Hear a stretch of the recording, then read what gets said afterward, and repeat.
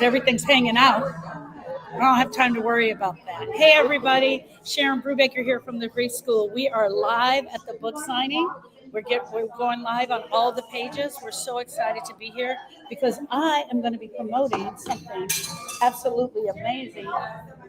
I'm going to be promoting Erica's book. Look at that. Isn't that lovely? Isn't that beautiful? Loving, Losing, and Living. How amazing is that? Hey, EK, we're at the book signing, so we are definitely here. We're ready to go. I just need to check the Instagram real quick. Make sure we're live on her Instagram. And then I need to check one more thing, which is her Facebook page.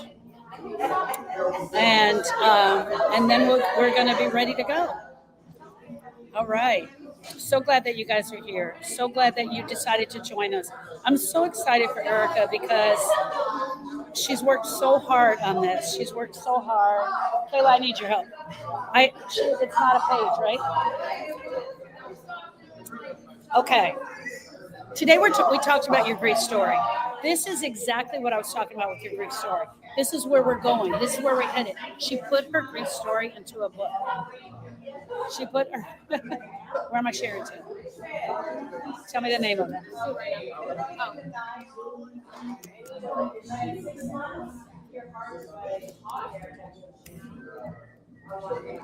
Hold on. Is the space? Did you want the space? Do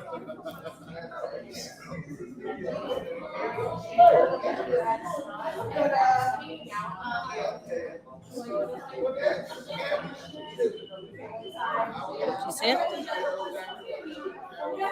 You might have to share it from your phone. So one of the things we're going to be talking about is Erica's story. Today is Donovan's. How old? I said 31, but I think it's 30. 31, 31st birthday. Today's Donovan's 31st birthday. I couldn't remember if it was 30 or 31 this morning. Okay, guys, we got it together now. And so in honor of his birthday, she did the book signing here in LA with all the family, with all the cousins, with all the people here. But I want to continue on what we were starting this morning. This morning we were talking about sharing your grief story. Can you imagine a more rewarding way than to share your story in your book? And here's the other thing. What I love about the book is it's not just about Austin and Donovan. She shares about Austin. She shares about Donovan. She shares about her marriage. She shares about her broken heart. There's so many areas that she's absolutely sharing in. But today, I'm going to teach a quick lesson before we go into the live. Erica's going to read from the book. She's going to read from the book today, and then I'm going to be sharing parts from the book. But here's the most important part. We're going to have people that we're absolutely interviewing. We're going to interview some people that were absolutely there when the loss occurred. We're going to interview people that have read the book and their take on the book. So there's all these different areas, and we've got people ready to go so you guys can really jump into that and hear about this story. Okay. Today I was talking about the power of your grief story. Why telling the truth is so important. Thank you, Erica. Why telling the truth is so important about your pain? Because it sets you free.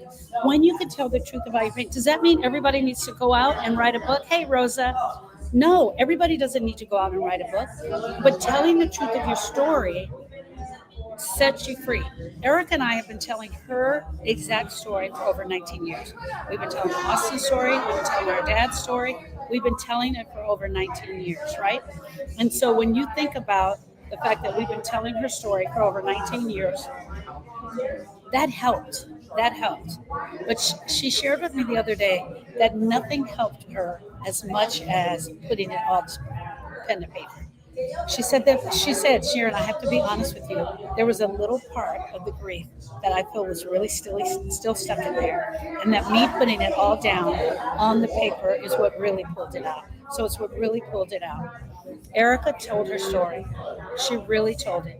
Multiple times we told it on the podcast. Multiple times she's told it at speaking engagements. But her absolutely looking at the story, so powerful. Not just for her. Hear me out. It's not just for her. It's also for us. The part that she told was not just for her. She also told her story for us so that we could learn from it, so that we could gain insight from it. Because when someone stands up and names the pain that they're experiencing out loud, it gives the rest of us permission to stop pretending. It gives the rest of us permission to stop pretending. Suzanne said everyone can gain something from the story. Yes. And everyone can gain something from your story as well. We're not just here talking about our own story. Grief stories are huge. They are absolutely huge.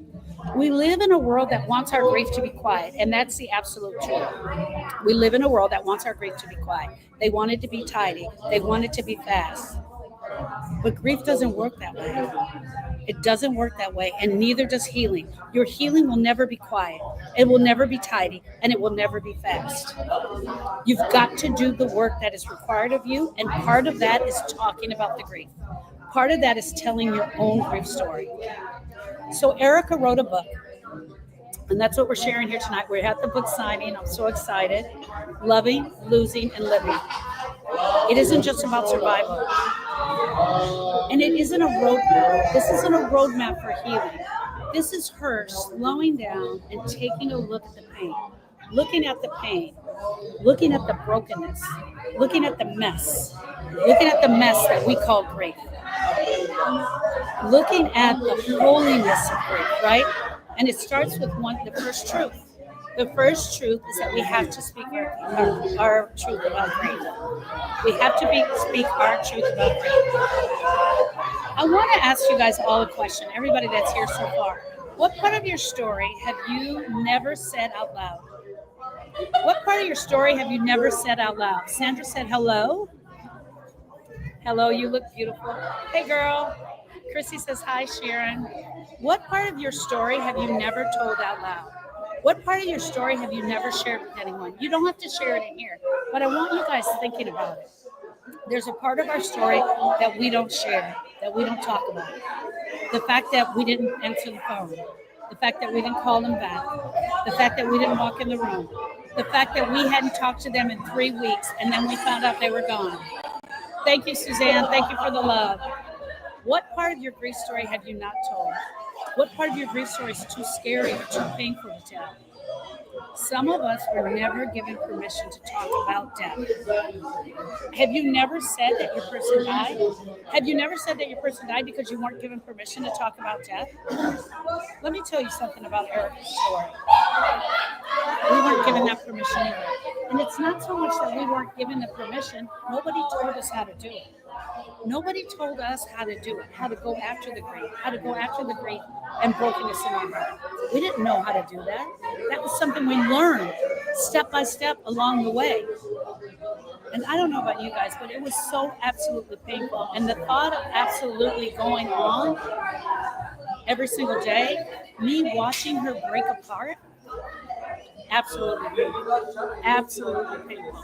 So here, this is so distracting. I've never done this before, but it's so distracting. Some of us were never given permission to talk about our death. We weren't given permission to talk about the funeral. What was the funeral like? What comes after? We didn't get a chance to talk about what comes after. What did come after? A lot of us have never talked about it. Hey, Aida. We were handed silence instead of support. Luckily for us, Erica and I, that didn't happen. It would have happened had I not gone after it. I'm not giving myself a pat on the back. I want you guys to know, had I not absolutely gone after it, Chris, you trying to be she's always right. Whatever it is, she's right. It's my nephew. Had we not been handed the information, had I not thought, I'm going to send her to a bereavement group. I'm going to send her to a bereavement group and see if I can get this figured out. Had she not come back and told me how miserable it was, I don't know that I would have gone to the next group. I don't know that I would have gone to the next thing. I kept searching for her. I kept searching because of her. And then we didn't have to handle it in silence. Now, there was at least the two of us talking every day on the phone. We became our own support. We became our own support. Here's the other thing in our own support. She was telling her story. She was telling her story every single day. And part of her telling her story was part of her talking and telling the truth. How many times have I said, you got to tell your story? We were told things like be strong. We were told things like keep going. We were told things like he's in a better place. We were absolutely told things like that. And so we swallowed it up and we pretended like everything was okay. But there were parts and times where we had to bury the pain because we didn't know what else to do. We didn't know what else to do with it, and it began to fester. It began to fester for me, especially. It especially began to fester for me.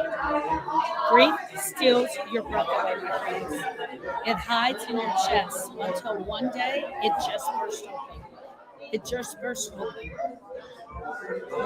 Here's my next question for you. Here's my next question. Hey, Robin. Hey, Christy. What part of your grief still lives in your body? What part of the grief still lives in your body? The photo bomber's right. What part of your grief still lives in your body because you haven't spoken out loud? And those are some of the things that we need to talk about in grief. This is so exciting. I guess, I'm just going to start interviewing people. Is it noisy? Is it noisy? I got a noise canceling microphone and it's still noisy. That's good to know. The longing for him. It is still noisy. Okay, I may not be able to stay on that long. Super noisy. Okay. And they've been advertising this like, hey, get this. It will make all the noise in the background go away. That's not true. And it's absolutely hooked up right. Absolutely noisy. Okay.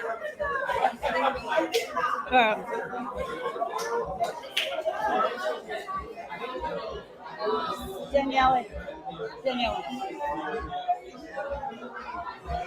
I'm not going to teach a lesson. I'm just going to start interviewing some people. They're saying that it's kind of noisy, so let's do an interview.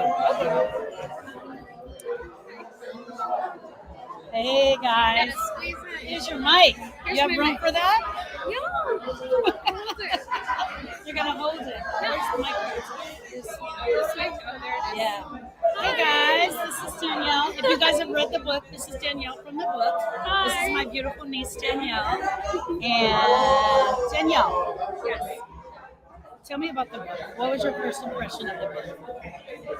Well, it's interesting because I think being with Erica throughout the whole thing, I've read so many different versions of the book. And I think each time, one thing that I was telling her was like, I think you can go deeper. Yeah.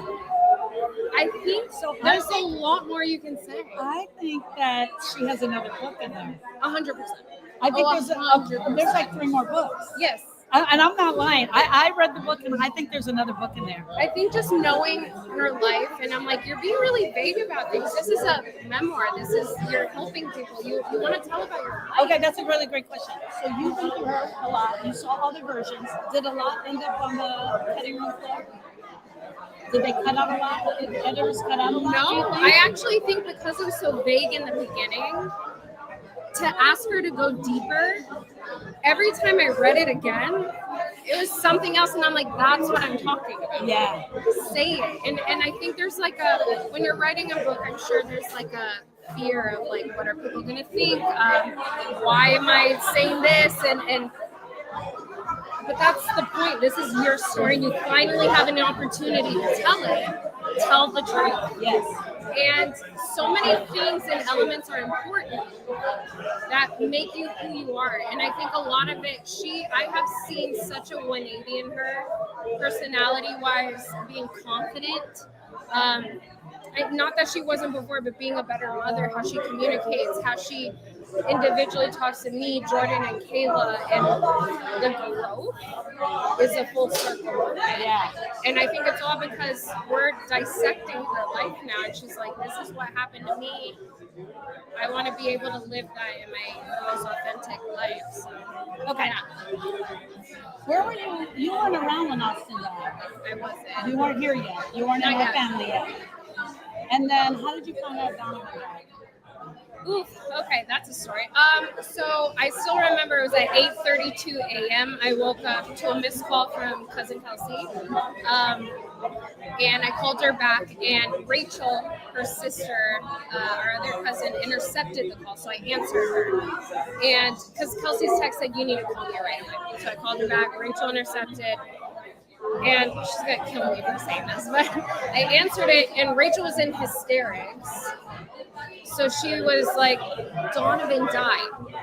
And I was like, what? And she had hung up. And later on, I found out her job, because she was trying to get off of work. So her job had called. And so she answered to tell them what happened. But she hung up on me. So all I hear is Donovan died. And then a And hang up. I'm in a hang up, cut off. We laugh about it now, but I guess looking back on it, I see you right. No, I'm kidding. So then I called Kelsey. She answered, and I'm like, Kelsey, what is going on?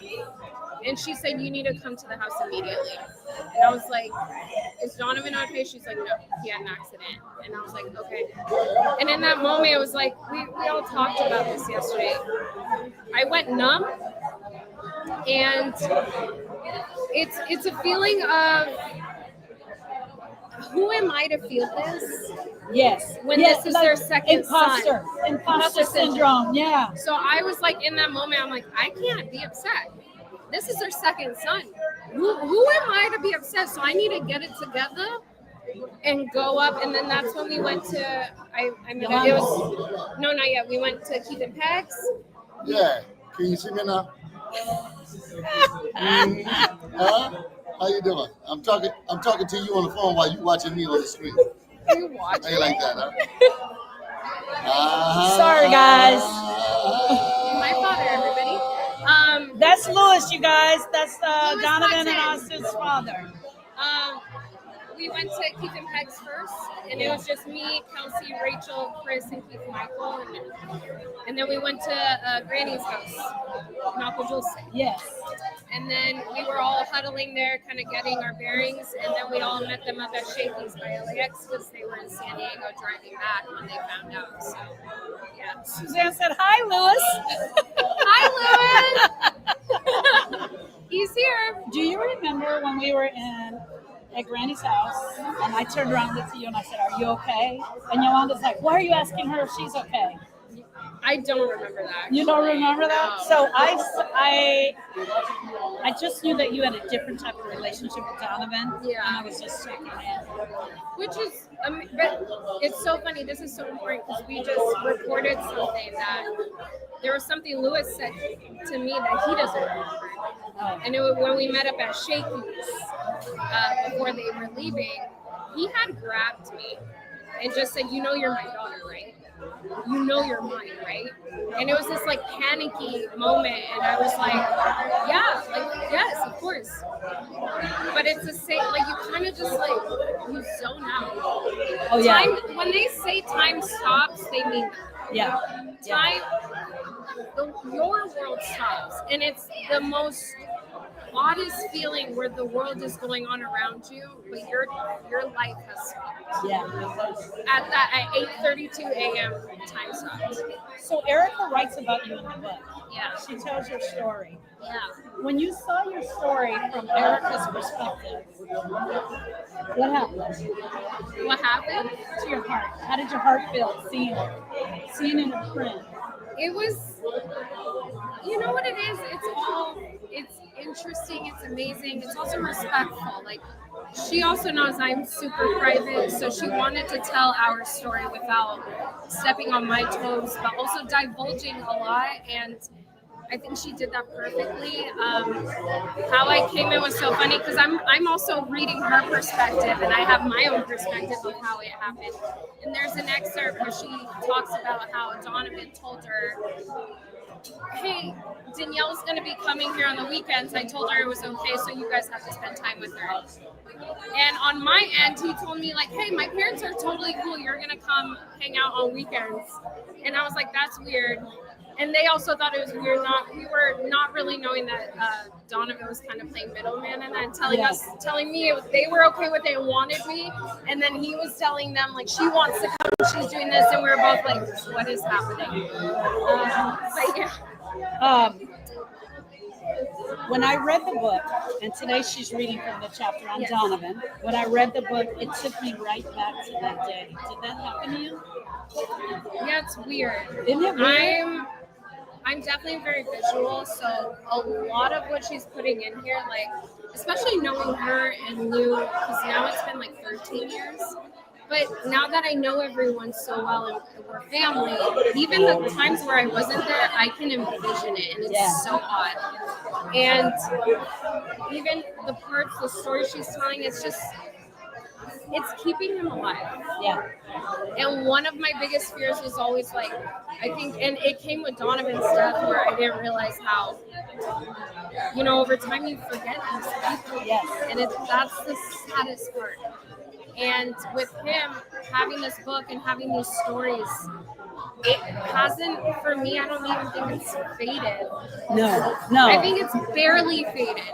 Well, here's the other thing. I think if Erica didn't do the work that we did, if we didn't do the work that we did, it'd be faded. It'd be faded for sure. But because we're doing the work we're doing and we're constantly talking about them, it's part of keeping it all. Well, even I've never even met Austin, and I feel like I know him and I was there. There was even Chris, another cousin who's here. We were talking one time, and he's like, yeah, when we were all at the flower shop and we were like picking flowers and doing all this, and I looked at him like, I wasn't there, but thank you for thinking of me. And he's like, you weren't there? And I was like, no, I wasn't there yet. And he's like, you were there. And like walks away from me, and I wasn't. And we've just been so ingratiated in each other's lives. But even with Austin, I've just heard so many stories. I've even I'll never forget, I had a dream about Austin when he was 19. I was older, and I came to the house. I was like, hey, Austin. It was the most weirdest, normal day with both of them. Okay. And they were old. My final question for you is, do you think she should have done it any different way? Okay. And what's your favorite part? You did say she should have gone deeper. I agree with you on that. I agree that. I think she can go so much deeper. This is like, and you read this and you're like, this is deep. She can go so much deeper. There's so much more. Hey, Erica. There's Erica. And what stood out to me was honestly her story with Lou. And I think so many people go through it, what she went through with Lou, and it's vulnerable, it's raw. Right. It shares both sides to masculinity, femininity, and how you compromise in a marriage. And I think getting into all of that is so important. Yeah. And they divulge it. Suzanne says that was the raw and meaningful when she shared about her marriage. Yeah. Yes, because here's the deal. When you're telling the truth, you have to tell the whole truth. You have to tell the whole truth. You cannot tell part of it. It is so raw, and everyone deals with this in their marriage. In their life, in their marriage, yes. And by just stating that, it's everyone can relate to that. Yeah. And you think these are the most precious and private moments of your life. Meanwhile, there's a billion other people doing the same thing, and they just want comfort knowing that I'm not alone.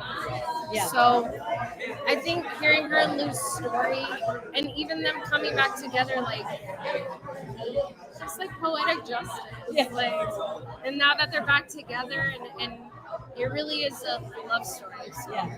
And you guys have formed that. Thank you so much. Thank you. That was so awesome. Get Renzo for me. Yeah, Red. We're gonna keep the interview. All right, guys. And I want to interview Granny too. Okay. Hey guys, thank you so much. Thank you so much for hanging in there with me. I'm telling you, it's I know it's loud and crazy here, so I'm hoping you guys are getting something out of it. If you read the book, Loving, Losing, and Living, that's Danielle. Danielle's absolutely in the book. Danielle is a part of the story. There's a whole chapter on Danielle, and Danielle is definitely in the story. Hey, Renzo, how are you? Okay, so tell me how you connect to this crazy family. So my connection is I was Donovan's best friend. My mom and Erica met each other when they were doing social work here in the Valley. So that's how it all started. Yes. And then you and Donovan became best friends. Yeah, we spent every day together. There was actually a summer me and Danielle were talking about where 365 we were together every single day. We're like tired of each other by the end of the summer. But We got to get this going. Have you read the book? I'm gonna be honest, I'm halfway through. Okay, so you're halfway through. Halfway Good, through, perfect. yes. I love. We're all about honesty here, and that's what Yes. we're talking about here. So you're halfway through. What do you think so far? I think so far it's really interesting the perspective of certain events that transpired, whether it was with, Danielle integrating into the family and just Erica's recollections of, how she felt when she was going through the loss of Austin and Donovan in comparison to, what she would tell my mom when we were kids, because they were good friends, and also what I witnessed myself. I would say that was like the biggest difference, I would say, is like what I witnessed versus what her account was. Okay. How have you gotten to Donovan's story yet? Not yet. Okay. I got really moved in Donovan's story. I was really moved, and it brought me back there. And I wasn't expecting that to happen. It was very emotional for me last night. Okay. Where were you when you found out? We were actually was just talking to Erica about this, I think, for the first time. But I was traveling abroad. I was in Colombia doing nonprofit work, and I got a call from Danielle. And I just remember, I was actually staying with a host family in Colombia. And I remember when I got the call, I went completely numb. Like I dissociated. And my host family, they would always make me dinner. So that night, I just went in my room and locked myself in. I just remember it being very out of body experience. Yes, very out of body. Out of the country was a weird place to be to find out that your best friend has been. How did you deal with the grief? At first, it was very challenging because, again, I felt very isolated. I was in a foreign country. I was doing this nonprofit project, so I was trying to stay focused, but I was obviously very dissociated. Yes. So I remember talking to my director of the project that we were doing the next day, saying, I can't be here right now. Yeah. And then that basically led to my personal grief story with Donovan is grappling with our friendship and the events that transpired before his death. It was difficult. Yeah. It was very challenging, but it was definitely a life-altering event. Absolutely. I'm going to ask you a question, a very personal question. And you and I have never talked. We've never talked about grief. We've never talked about your loss with Donovan. Did you cry? Immediately? Yes. No. Yeah, that happens a lot. Immediately, because our brain can't believe what just happened. I was like completely, for the first 48 hours, I think I was just desensitized. It's probably being that far away, it felt like it wasn't true. It felt, it didn't feel like, it felt like a lapse in reality. Yeah. Like someone hit the pause button. Yes. Yeah. Is there a reason that you haven't gone deeper in the book? Is it too emotional for you, do you think? I think that getting to Donovan's chapter, because we actually did a podcast episode with Erica yesterday, where we unveiled actually a little bit more of this, and Danielle was asking me questions about this, and I kept debating it because I think, honestly, me and Donovan at the end of our friendship, we had a couple of little conflict points. So that being our last conversation of bickering was very difficult for me. Yeah. So to answer your question, yes, I feel like that's kind of it's a lot to chew off. Yes. It's reliving it, but from even Erica's perspective, and I think of Erica as a second mother to me. Yeah. She was best friends with my mother. Yeah. It's just all full circle. Doing the podcast yesterday, do you think that was healing? Being able to answer some yes, Very, very, very. I bet it was, absolutely. It was saying things that you haven't said all this time. It was so cathartic, because that's how we all connected. Danielle is my good friend. Donovan and I have been best friends since we were kids. And then, through my cousin, I met Danielle, and then we got close, and then I introduced Danielle to Donovan. So what I'm getting at is me and Danielle, we speak a lot. Yes. So these are stories and personal accounts that I would share with her. Yeah. And she pushed me yesterday because I kept debating Oh yeah. to open up about that because, it was a podcast about Erica, so I didn't want to make it about me. But it was a very, very, to answer your question, cathartic moment to release together. Some of the things that happen is that what is the title of the book? It's Loving, Losing, and Living, and it's on Amazon. It's on Amazon, and I'm going to add the link to the book. I haven't added the link on the. Click up here on the link that says "Click here for hope," and the book will be there. Give me 2 seconds because I haven't done that yet. It's also helpful to everyone here, all of our friends. When they hear your great story, they hear what it was like for you, it also helps them. It helps them to say, oh yeah, that's how I felt. That's really what it felt like. It's true. And it really is helpful to other people. It's true because we talked about it on the podcast yesterday, but I felt selfish for, even in that moment, I wanted to censor Erica and her story in that episode, and they basically said, like, Donovan touched all our lives, Yeah. and I want you to share your story. Yeah. So, yeah, you're completely right. It was it was a huge release. Yeah. A release I didn't even know I needed. Oh yeah. Did you cry on the podcast? Yes. And you'll see it. Unfortunately, it's Everybody, you gotta look for the podcast. unfortunately it's on camera. I think Lou started tearing up. It was like a whole crying circle at one. I love that. I love that. What's something, final question. What's something you want Donovan to know?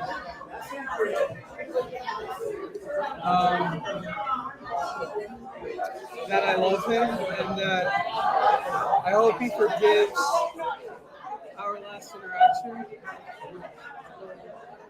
Yeah.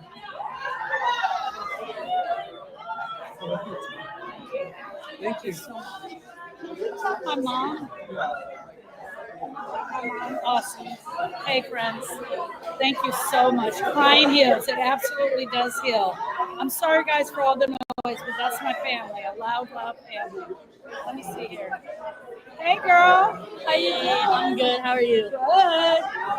Good. Hey, sweetie, can you get my mom? Let me get your mom. Yeah, I'm on mom.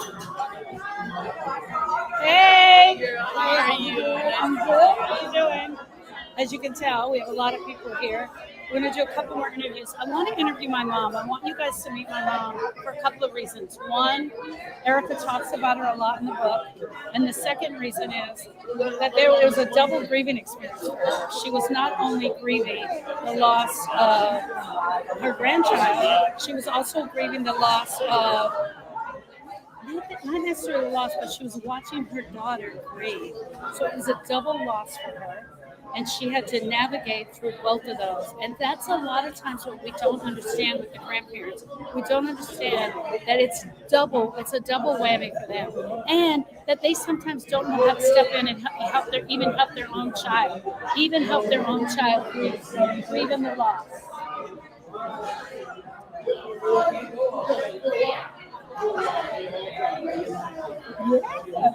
She said, "Are you live?" Say hi to all my friends. Look, Suzanne said, "Hi, Mom. Can you hold this right here? This is your mic." Yeah, I'm holding it up. She said, "Hi, Mom." Suzanne said, "Hi, Mom." There she is. Debbie said, "There she is." They said, "Hi, Mom. How are you doing?" Can you guys hear her okay? All right. Okay. Yeah, they can hear it. They can hear it. They're saying, "Hello, Mom. How are you doing?" And you got your book. Yeah. You got your book already. I understand you've read it a couple times. 2.5 times. 2.5 times. And every time I read it, I say, oh my God, you remember reading that before. I didn't remember reading that before, and I never lived it once. You're a Watts adjacent. You know what? Watts adjacent. You live next to it. Yeah. You live next to it. There was something that happened. That I wanted to talk to you about. When Austin died, you were not only grieving your grandchild, you were also watching your daughter go through the grieving process. What was that like? Because it was so bad because They moved away right now. When Austin died? Yeah, right after Austin died. It was one day. Yes. And because of they moved it to Texas, I didn't. I didn't understand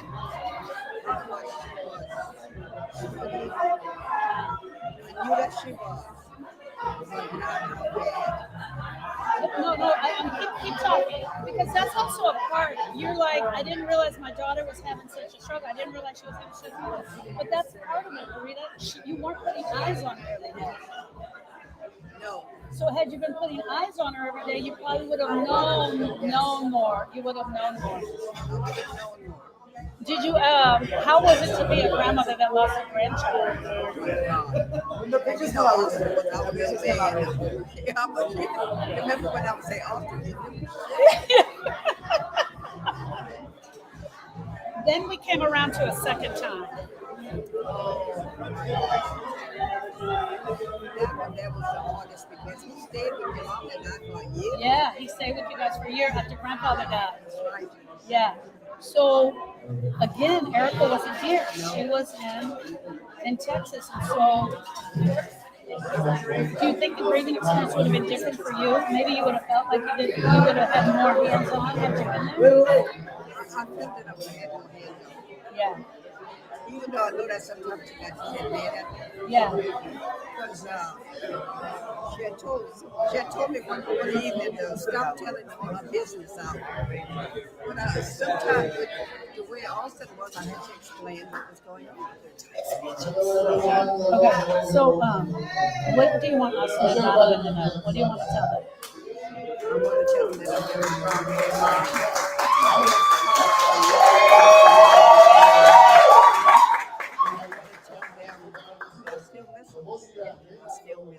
Awesome. Oh my God, what Beautiful. yeah.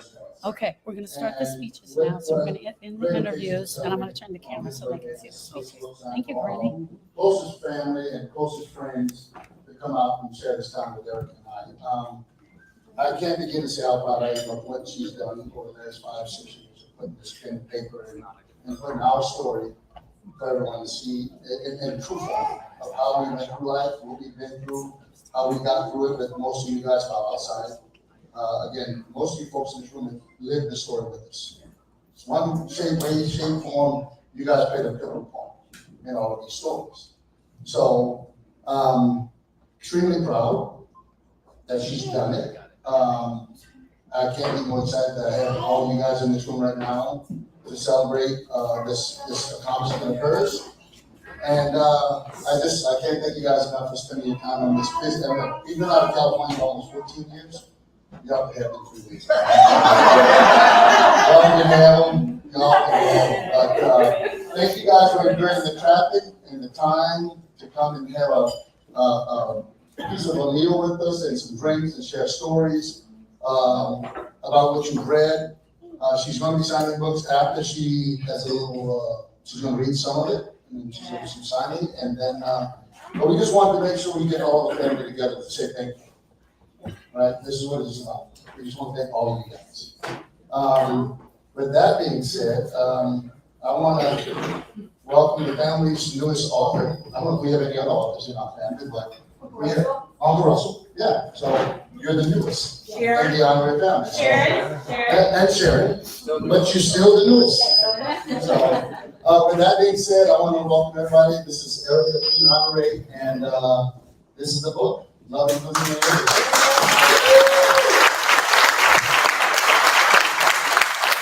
Thank you so much. Can everyone hear me? Yes. So, I have a little thing. Everyone here has experienced grief on some level. Some of us more recently than others. To the Domingue family, I want to extend my sincere condolences for the passing of both rescue. It really, really hits hard, especially when this family collectively, everyone in this room, we've experienced so much loss. I want to talk about holding space.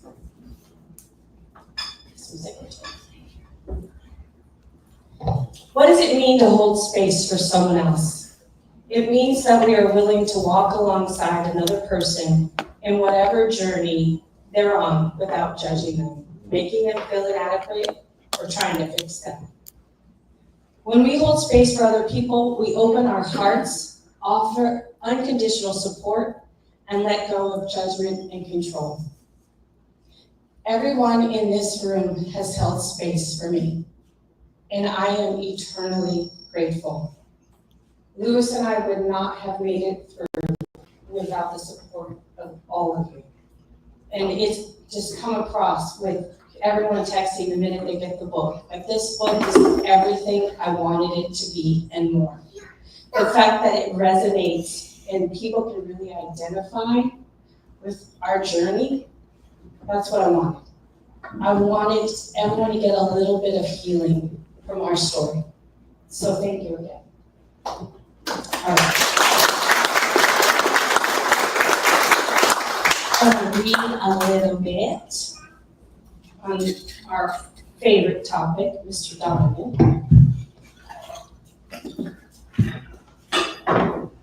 Okay. And also be prepared to sing happy birthday when I'm done. Just warning. All right. Donovan was doing okay after Austin passed. Obviously, it was hard on him at 12 years old. It was something no one could make sense for him. I tried to do the best I could, but parenting while grieving and trying to keep my relationship with Lewis on track seemed like an extremely impossible task.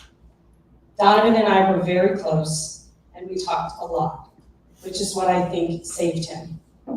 There was nothing he couldn't tell me. Also, the time we spent doing flowers was extremely helpful because he had a lot of consistent support from his cousins and from Keith and Peggy. The two of us spent a lot of time together. Austin was like a mini Lewis, but Donovan was more like me. We enjoyed watching the same TV shows, and we had tons of inside jokes. I could not watch an episode of Jersey Shore without him. The parents from Jordan's football team nicknamed Donovan the Situation because he would walk around shirtless with writing on his stomach to sell chicken at our homecoming football game. One of my favorite memories of Donovan was when I took him to Trader Joe's with me for the first time when he was 15. We were in the back of the store where a woman was handing out samples of grilled chicken. She asked the boy in front of us, who looked to be around 12 years old, if he wanted to try some. In a high-pitched, cartoonish voice, he replied, "I'm not a carnivore, but my dad is." And then curled his arms up like a T-Rex and walked away squawking like a dinosaur. Donovan and I could barely contain our laughter. The boy reminded us so much of how awkward Austin used to be in public. We continued our shopping, and Donovan kept making fun of other shoppers in the store. There was a man in front of us that had on really short running shorts. So Donovan started acting as though he was speaking for the guy, saying things like, "Oh, look at me in my short shorts. I think I'm so cool with my little shorts, showing off my little legs." Suddenly the man turned around and looked right at Donovan. He started walking towards him. Donovan's face registered sheer panic. I could see that he was holding his breath and bracing for a confrontation. The man walked right past him and reached behind him to get something off the shelf. When I looked at Donovan, his face was beet red from embarrassment. I could not hold my laughter at that point. I exploded and I had to cross my legs because I thought I was going to pee in the grocery store. The Trader Joe's experience became the topic of many family gatherings because it was classic Donovan. He was always getting himself into hot water for one reason or another. We went to watch my niece Kelsey's soccer game that weekend. One of her friends who had a huge crush on him asked if he noticed anything different about her, to which he replied, "Yes, your acne cleared up." The young girl looked shocked and abruptly turned and walked away. Kelsey punched him and said, "You're so stupid, she got her braces off." Again, classic Donovan. A couple of weeks after Austin had passed, our neighbors wanted to take us to dinner at their favorite Italian restaurant in our neighborhood, Casa di Pizza. We had been there many times with them and loved it as much as they did. Donovan and I were standing outside with their son-in-law, who was holding his 1-year-old baby, when Donovan blurted out what sounded like, "Man, your baby got a big old head." It was so fast, the man didn't catch it. But as Donovan's mom, I was able to decipher every word, which was, "Man, your baby's got a big old head." The gentleman asked him what he said, and I just stood there glaring at him, hoping not to make this any more awkward than it already was. And I just tried to laugh uncomfortably, and I said, "Oh, he's just being stupid."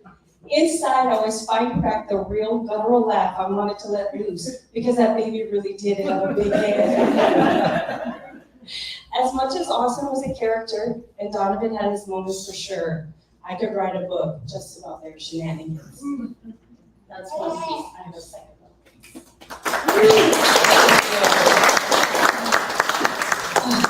So, here I am. Okay. So I had asked him to pick up Jordan from school, and he wanted to know should he put his National Army uniform on, because he loved to sport that uniform. He loved the attention he got when he put it on. On Veterans Day, Jordan's school district does a celebration to honor all who served. I invited Donovan to attend. I was substitute teaching at the high school that day. In typical Donovan fashion, he showed up a lot earlier than I told him, and of course was rocking his uniform. When he walked into my classroom, the jaws of every single girl in that room dropped. I immediately started laughing because this happened all the time. I know I'm biased, but that boy was beyond beautiful. There was an announcement on the loudspeaker for everyone to head to the auditorium because the program was about to start. When we walked into the auditorium, some of the teachers saw me talking to him and directing him where he needed to go. As soon as he walked away to go to his section, I was approached by those same teachers. They wanted to know who that gorgeous man was. It got very uncomfortable for me very fast. Although I was used to young girls drooling over him, I had not ever seen grown women doing it. The minute I said, "That's my son," they tried to play it off, the fact that they were lusting after him. Oh, he's very handsome. The program was ending when my cousin's daughter, also a student at high school, came up to show me that Donovan's picture was trending on social media. Apparently, one of the young girls in the classroom snapped a picture of him when he walked in that morning. It was repeatedly being shared with #GorgeousArmyGuy. I just rolled my eyes because now Donovan's head was going to get even bigger. As soon as I looked up to find him, Donovan was walking into the stands where the students were sitting. And I thought he would head towards the 7th grade girls with my cousin's daughter, where they treated him like a member of a boy band. Instead, I saw him head straight towards Jordan to give him a big hug. At that moment, my proud mom's heart exploded. I was just gonna burst with pride. Donovan was sharing his 5 minutes of fame with his little brother. And it was one of the sweetest things I had ever seen him do for Jordan. He usually interacted with him to impress chicks on dates. So it was nice to see a genuine exchange of affection between them. And then one last piece, and this, I'm so sad that Lauren is not gonna be here because this part is for her. Donovan was the president of the Pretty Committee. It was created by Lauren and him for people who would say and do dumb things. Like the time Donovan said he could smash an empty box of Nerds candy with his head, but the box moved and he smashed his head on the table. Or the time his older cousin talked him into shaving off half of his eyebrows because he thought it would look cool. It did not. But again, that was classic Donovan. Every story brought laughter, but there was an equal amount of pain because from that day on, there would be no more stories. When we were seated on the plane heading back to Texas, my mind immediately drifted back to our flight to California just 2 days prior and how different it felt. What a difference a day made. On the way out there, Sharon and I had been talking about merging our Greek businesses, and we were so excited. On this flight, Sharon passed me a Xanax, and I stared into space like a zombie, lost in my sorrow and my brokenness. Our world was changed again, irrevocably, in an instant.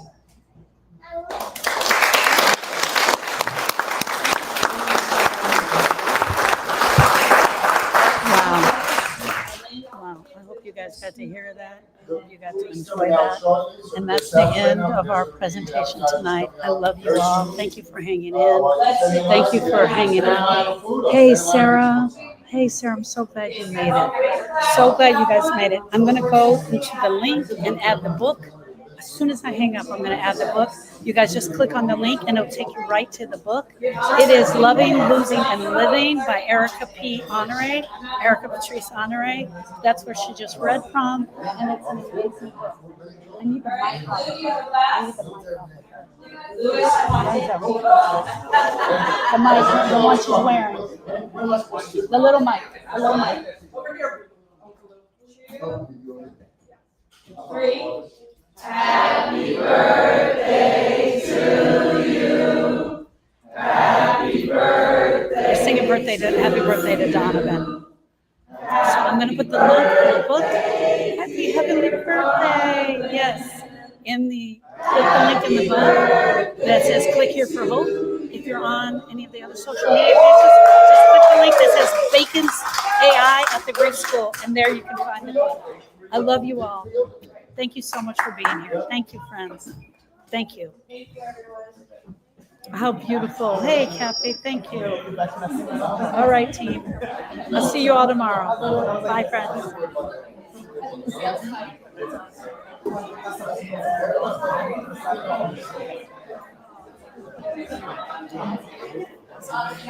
All right. I love you guys. See you tomorrow. Bye.